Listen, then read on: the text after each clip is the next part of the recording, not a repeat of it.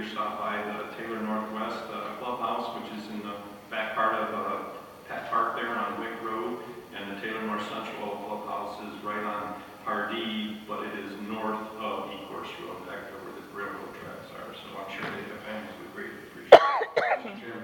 Mr. Mayor. So I think it's safe to say Councilman Foley was trying to say, bring your appetite, bring your wallet. Yes. Actually, I have one open business. There's the Hero Run 5K, Kids and Fun Run on July 20th, 2018 at 7 p.m. at Heritage Park. It's in honor of Taylor Police's first fallen hero, Corporal Matthew Edwards. Again, that's July 20th at 7 p.m. at Heritage Park. Councilman Johnson. Two quick things. Number one, if you guys just heard a couple motions ago, Alex actually admitted he was wrong. I'm going to make a point of that. And then to the administration, could you tell us what's going on with the water treatment plant? Is that a done deal yet, or is that all gone through? Mr. Chairman, I thought you were going to suggest that I admitted I was wrong. I was going to argue that point. That's what I thought. Okay. Yeah, so tomorrow it is actually going in front of the Wayne County Commission for approval tomorrow at 1 o'clock. I am the chairman of the DUA committee, so I will be there representing the DUA committee along with Corporation Counsel. So I think for the most part, we're just there to answer any questions. Once Wayne County Commission approves it, if in fact they do tomorrow, then the rest of the bonding and insurance process will begin to bring it to closure and finality. And when do you think that will be if they approve it? Mr. Chairman, I think if I can defer to Corporation Counsel, Gus, do they have a September, end of September deadline? September, October deadline. Okay, thank you. Any other business items? Councilwoman Patts. I have a couple. I believe the Senior Olympics are next week. Does anybody know about that? I think it's all week long. It's in different places. I just read it real briefly today.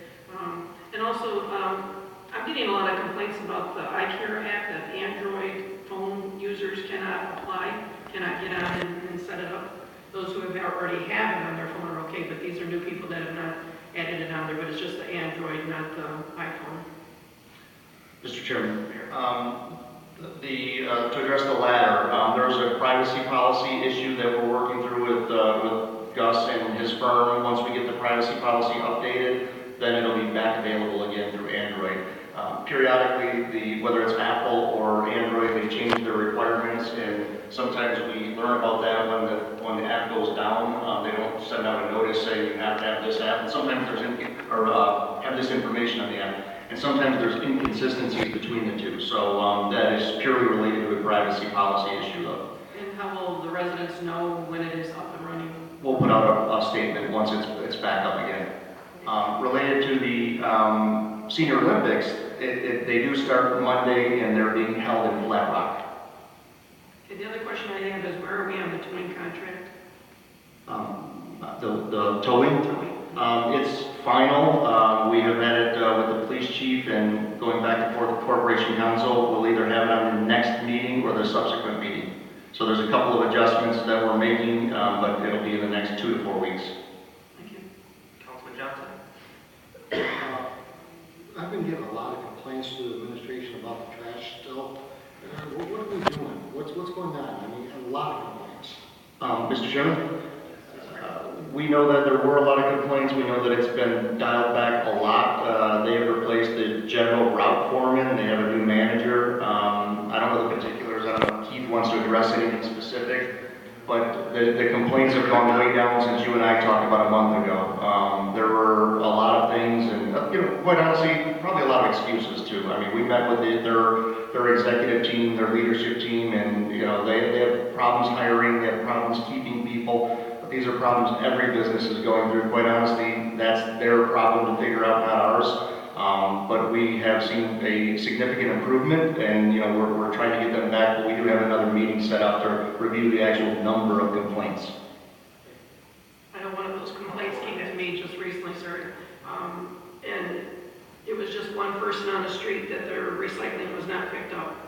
It was picked up. This was on a Friday trash day, and it was out there until 4:30 today.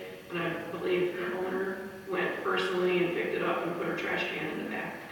So it is happening still. Mr. Chairman, and I want to be really clear, it will continue to happen. I mean, we have 20,000 stops, and there's a lot of pickups, but the numbers were just going the wrong direction. Now they're coming back quite a bit. We have, I can see if we have the CRM, the data that we can actually share with you tomorrow or the next day, so you can see that there was an increase and then a decline. But it's still too many. I mean, we're still working through some of the issues with them. Any other discussion? Yes, Councilman Missouri. Mr. Chairman, I'd like to invite Mr. Joe Horth up to the podium. We're going to go ahead and do the draw for the 2018 Junior League World Series.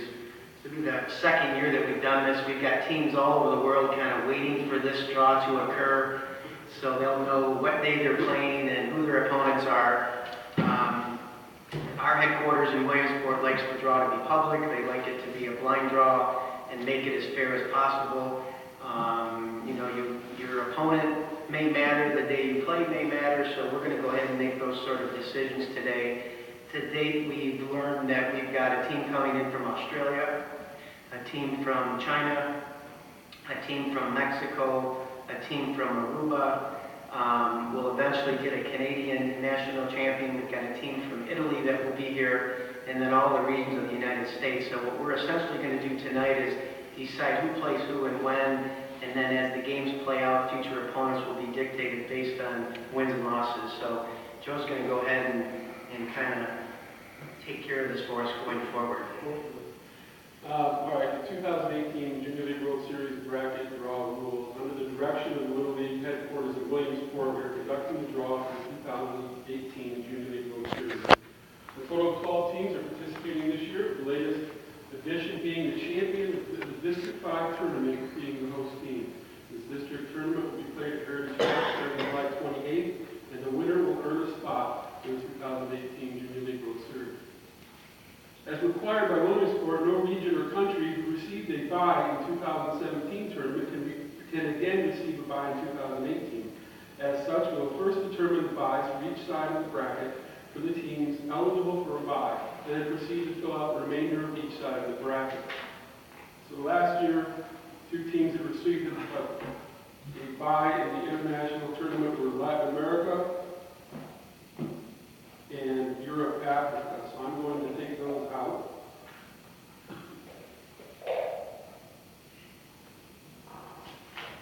Now we'll insert the rest of the balls in the bag.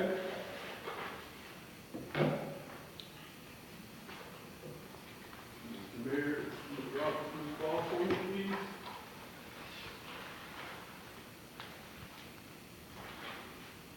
So the first team to receive a bye will be the team number 6 in the bracket is Canada.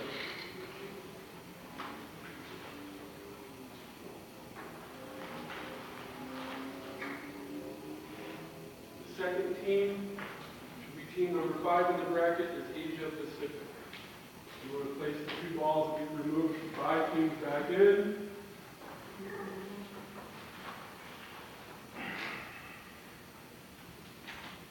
The third ball will be team number 4 in the bracket, and it is Australia.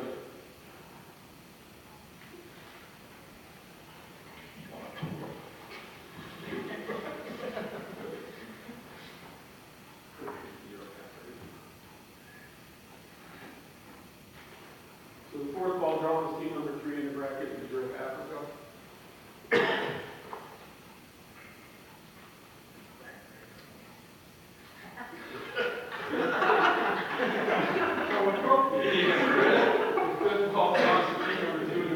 Latin America.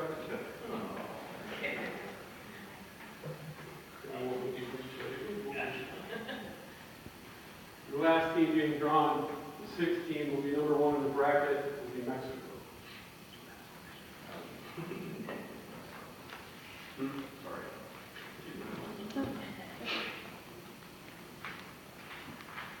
All right, we're going to do the same thing for the USA. The only team that received a bye in the U.S. last year was because we only had 5 teams. It was